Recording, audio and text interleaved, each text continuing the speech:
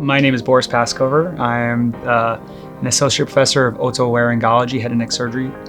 I'm actually also a facial plastic surgeon, so I'm a double board certified ENT and facial plastic surgeon. I'm Professor James Liu. I'm a professor of neurosurgery at Rutgers, New Jersey Medical School, and I also hold the position of professor of otolaryngology, head and neck surgery. We're collaborators, we're friends. It works out nicely because as a ENT facial plastic surgeon, I do a ton of reconstructions in the head and neck area, including the skull.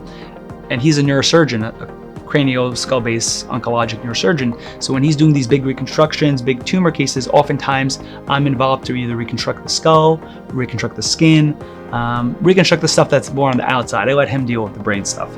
That's kind of his territory. But we work great together because we're in the same venue, same region, but slightly different skill sets, and it allows us to really optimize care for our patients. There's never a dull moment in our profession.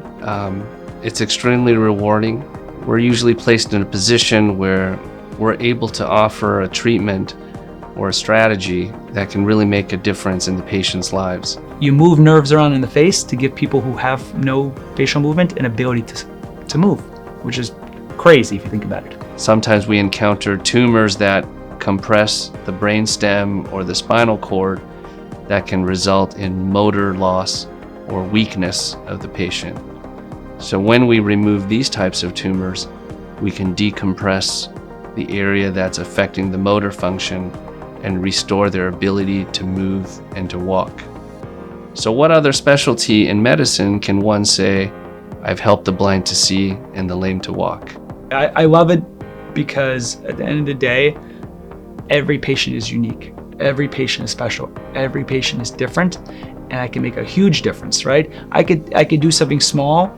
Yesterday I did a cleft palate case for a 9-month-old. Then I did a mandible repair for a different patient. Then I did a scalp cancer resection reconstruction for a different patient. And then I did and rhinoplasty for a different patient. Every patient I can deliver something special and unique for them to help improve their quality of life.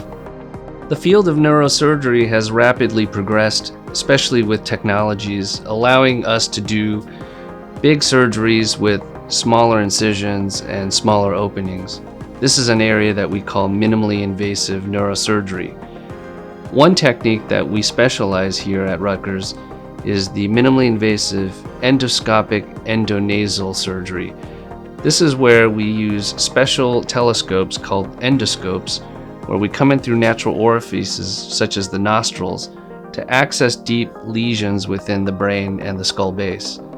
This allows us to avoid big incisions and big openings on the skull that are visible on the head. All these advancements that we have made in this field are just the tip of the iceberg. I can't wait to see how this field continues to unfold and progress.